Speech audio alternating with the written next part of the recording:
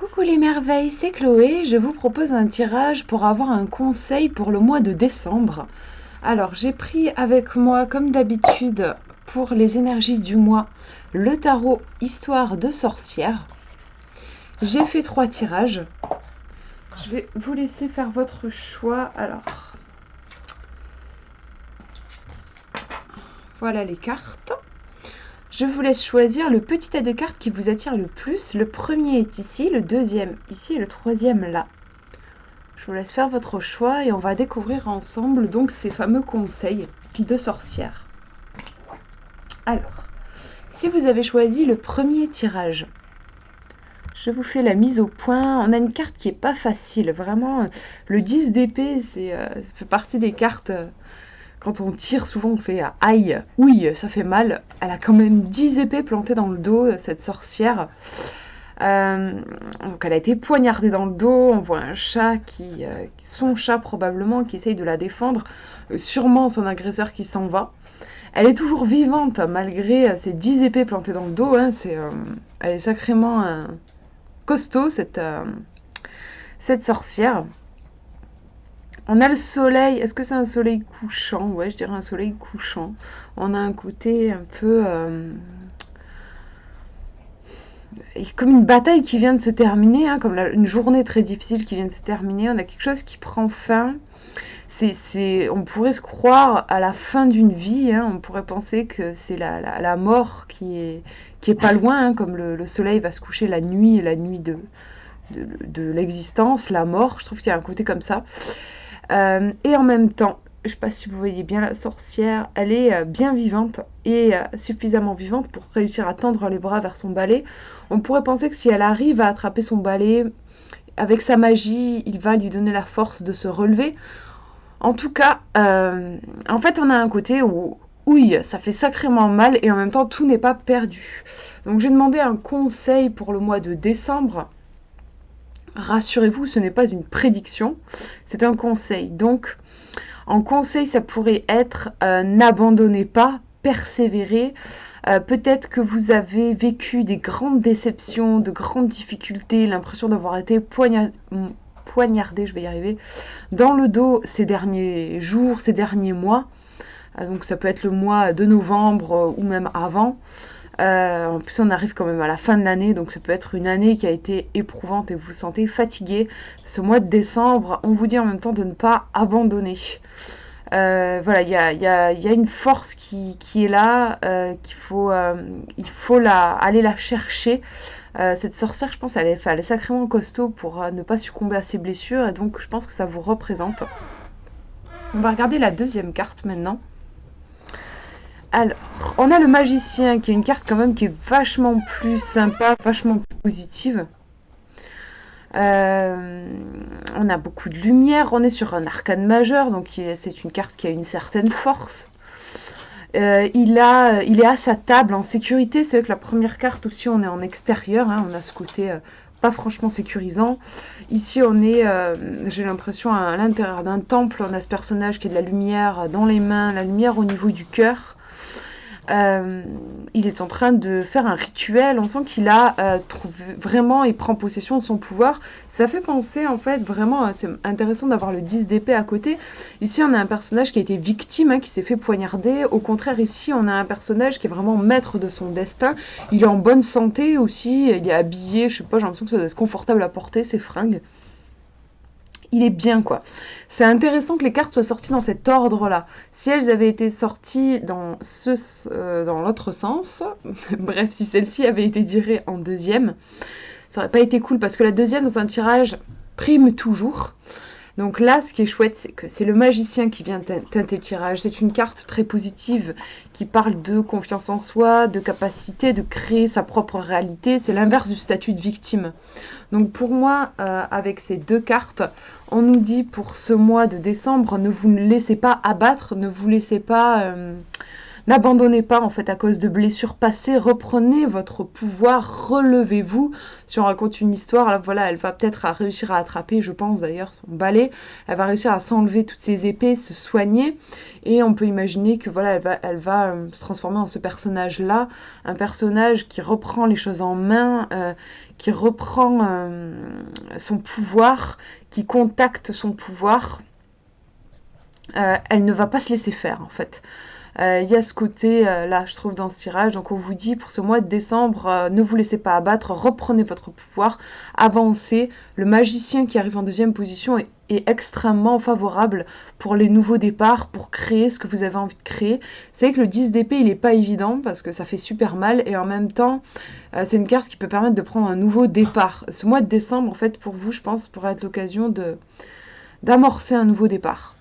Voilà ce que je vois pour ce tirage. On va regarder maintenant le numéro 2. On a les amoureux. Donc un arcane majeur. On voit deux sorcières qui se tiennent la main. Il y a vraiment un côté très union, sororité même, avec les deux chats. C'est trop mignon, leur queue qui forme un cœur. Ils sont devant un feu. Et on voit comme un esprit là qui se dessine dans la fumée. On devine qu'ils sont dans une forêt. Il y a un côté, l'union fait la force, on n'est pas tout seul et ensemble on va plus loin. Il y a quelque chose aussi qui se prépare, hein, comme si là ces sorcières avaient réalisé tout un rituel et elles ne sont plus au moment où elles doivent jeter les herbes dans le feu par exemple. Là elles sont au moment où il faut garder la foi et regarder grandir le sort qu'elles ont lancé. Ça peut déjà être un conseil pour vous, pour ce mois de décembre. Ça peut être l'union fait la force, donc allez vers des gens qui vous font du bien et alliez-vous à eux. Construisez des choses ensemble. Ça peut aussi être, maintenant que vous avez bien bossé et que vous avez semé des graines dans les mois là précédents, maintenant gardez la foi et contemplez votre œuvre. En fait, regardez la plante grandir, la graine grandir la graine que vous avez semée. On va regarder la deuxième carte pour avoir plus d'infos. Alors là, ça fait mal. Elle est très douloureuse cette carte. Je pense que je vais recouvrir du coup parce que la voir en deuxième carte, c'est difficile parce que la deuxième carte vient teinter la première. Ici, on a une carte qui fait mal avec ses trois épées plantées dans le cœur, l'encre qui est renversée sur le lit, le journal intime. On peut imaginer qu'il y a une grande blessure au niveau du cœur, un sentiment d'avoir été trahi. Ça fait mal, quoi. Il pleut dehors. On a la douleur dans le cœur. Comment est-ce qu'on pourrait associer les cartes ? Alors, j'ai demandé, non pas une prédiction pour le mois de décembre, mais un conseil. Alors, ça peut être, mais quand même, je vais recouvrir pour vérifier. Pour moi, ça peut être, en fait, endurer les choses. C'est-à-dire, il y a cette notion ici, on n'est pas acteur, hein, comme je vous disais, on regarde, on attend que les graines qu'on a plantées grandissent. Et ici, on a la douleur. Ça peut, c'est vrai que le moment de l'attente peut être un moment douloureux parce que on peut se poser plein de questions, on peut être en plein doute et on peut avoir des sentiments de désespoir en fait. On peut être dans le désespoir en voyant que les choses n'avancent pas pour le moment. On peut rester en surface et stresser quoi. Donc je pense que en conseil ça pourrait être n'agissez pas, accueillez votre souffrance, accueillez les difficultés, mais surtout ne soyez pas dans la réaction, il me semble. Allez, je me dis que je vais recouvrir et je vais recouvrir en fait avec l'oracle. Je ne vous l'ai pas encore présenté. Je vais le faire très bientôt. L'oracle histoire de sorcière qui est plus doux. Donc je vais en profiter là pour vous faire un tirage. Pour voir en conseil là pour ces cartes. Moi j'ai l'impression qu'on nous demande d'endurer quelque chose, que ça finira par payer, mais il faut pas réagir. C'est un passage un peu ingrat, un peu difficile, j'ai l'impression. Hop, on va regarder. Ouais, mais c'est ça, c'est vraiment fou, je trouve. Je vous montre la carte, on nous dit « Accepte ta destinée ». On a un personnage qui est sur son balai, c'est une sorcière avec un livre ouvert. Et Et fate, est-ce que c'est... Moi, pour moi, c'est la foi, mais c'est peut-être le destin, en fait. Attendez, je vais regarder. On a une notion, je trouve, de fatalité dans cette carte qui revient, c'est assez fou. Ouais, c'est le sort, donc la destinée, le sort. On a une tornade, hein, un truc très noir qui est derrière avec le corbeau noir aussi, ses chaussures noires, ses bottines noires qui répondent au noir derrière. On a quelque chose de compliqué, de difficile, et en même temps la sorcière, je trouve pas qu'elle a l'air en panique, elle est peut-être en train de consulter comme une sorte de livre des changements, un livre de la destinée, un livre un peu sacré. J'imagine que elle est face à des forces elle ne peut pas faire le poids contre ces forces-là, et peut-être qu'elle essaye tout simplement peut-être de comprendre en plongeant son regard dans ce livre un peu sacré. On nous dit accepte ta destinée, hein. Vous voyez, pour moi, il y a cette idée, peut-être on peut ressentir un sentiment d'impuissance, ça c'est le côté moins sympa. Mais comme j'ai demandé un conseil, pour moi c'est ne tentez rien. Si vous essayez d'améliorer la situation en vous agitant, vous risquez d'aggraver les choses. Gardez patience, gardez foi en l'univers et en la vie. Bon, bien sûr, l'idée, c'est pas de rester cloîtré chez soi à déprimer si, voilà, si vous ressentez des choses difficiles. Continuez à faire les choses qui font du sens pour vous, mais n'envisagez pas de grands changements vraiment impressionnants dans votre vie. Pour moi, là, c'est pas du tout des énergies qui sont propices à ça. On est plus dans de l'acceptation. Alors, je vais essayer de vous trouver, mais par contre, je galère tellement. Je voudrais vous trouver le texte. Ah voilà, je galère à me retrouver dans le livret en fait. On nous dit, il existe une prière qui dit que Dieu m'accorde la sagesse d'accepter les choses que je ne peux changer. Parfois on a beau faire, il y a des réalités auxquelles on ne peut rien. Maladie, rupture, licenciement, il existe malheureusement de nombreuses choses de la vie que l'on ne peut pas réparer. Abandonner la bataille n'a rien de facile, mais parfois il ne sert à rien de lutter contre l'inévitable. C'est exactement le ressenti que j'avais. C'est assez fou.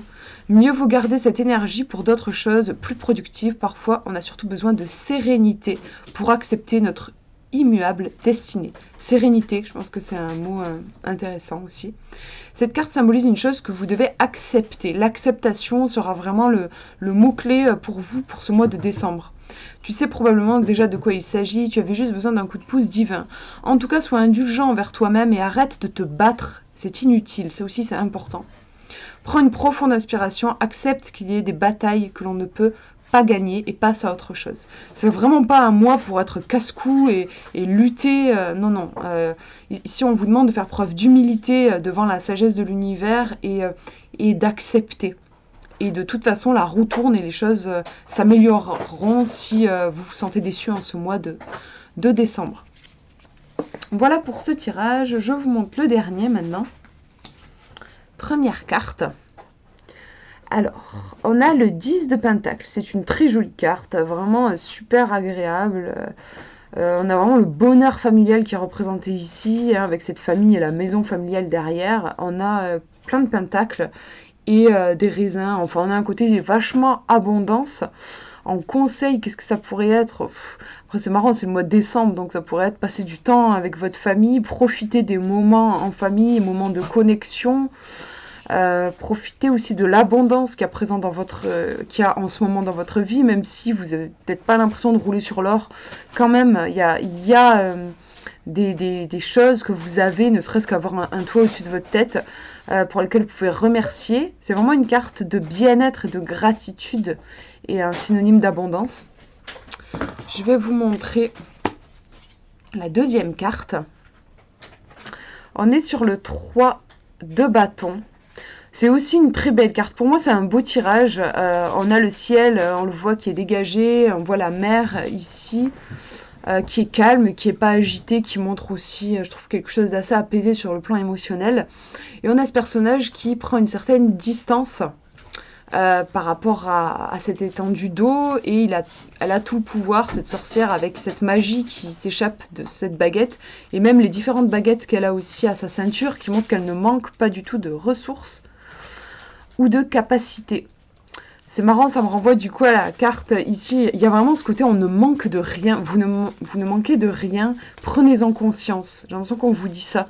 pour ce mois de décembre. Remercier, remarquer toute l'abondance que vous avez, toutes les capacités que vous avez, toutes les ressources, tous les liens, les soutiens aussi au niveau amical ou familial.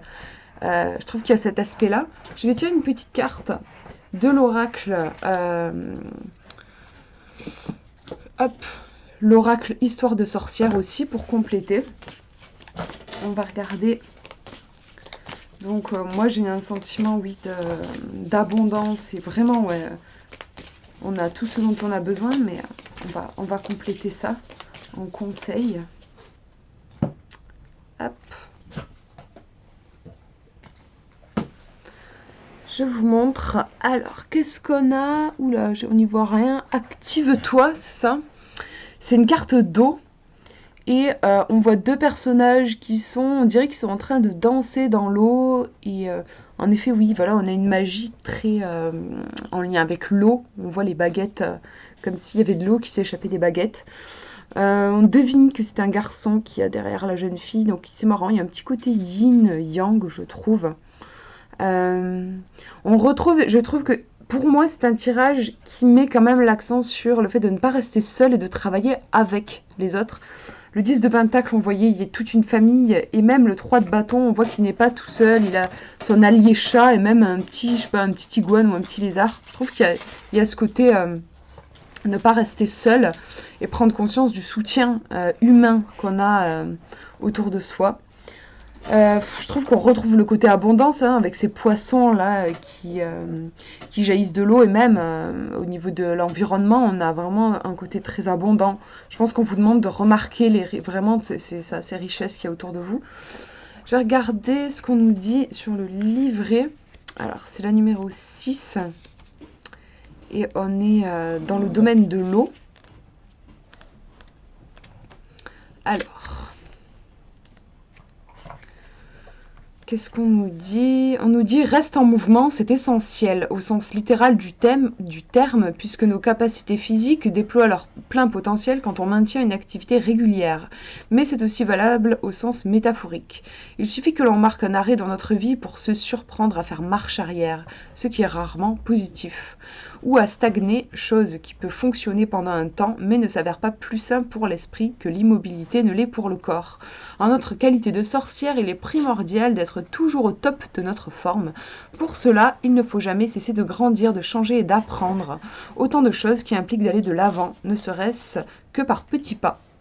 Et on nous dit en message, bouge tes fesses. Serais-tu resté trop longtemps assis au même endroit, devant ta télévision ou l'ordinateur? Lève-toi, déplace-toi, occupe-toi, fais quelque chose, n'importe quoi. À moins que le problème ne soit plus profond. Travailles-tu quotidiennement à créer un changement positif dans ta vie? Un élan pour aller de l'avant? Si la réponse est non, cette carte est un message de l'univers t'appelant à cesser de piétiner et à foncer. Pas demain, pas la semaine prochaine, maintenant, aujourd'hui, bouge. C'est vraiment un appel à l'action et à ne pas procrastiner. Donc pour moi, c'est vraiment un super tirage, super énergie pour ce mois de décembre, si vous avez choisi ces cartes-là. En effet, du coup, celle-ci, elle vient apporter par son message un côté mettez-vous en mouvement, bougez. Ici, pour moi, c'est vraiment, oui, l'abondance, voir tous les cadeaux qu'on a autour de nous. Et ici, c'est vrai qu'on a, pour le coup, un personnage qui est plus actif. On voit qu'elle utilise sa magie, sa baguette. Et puis, elle est en hauteur, elle a ce côté... je sais pas, oui, comme si elle échafaudait un plan. Enfin, il y a quelque chose qui est en train de se préparer. Donc, c'est un mois de décembre. On vous demande de baigner dans les énergies positives. C'est probable que déjà la vie vous apporte des choses super positives pour ce mois de décembre, mais en tout cas on vous demande de les reconnaître et d'avancer vers vos rêves. On vous dit que vous avez plein de ressources. Moi je vois vraiment ça, vous avez plein de ressources là à votre disposition pour le mois de décembre et allez-y, foncez quoi. Voilà pour ces tirages, j'espère que ça vous aura parlé. Moi je vous fais de gros bisous et du coup je vous souhaite un très beau mois de décembre.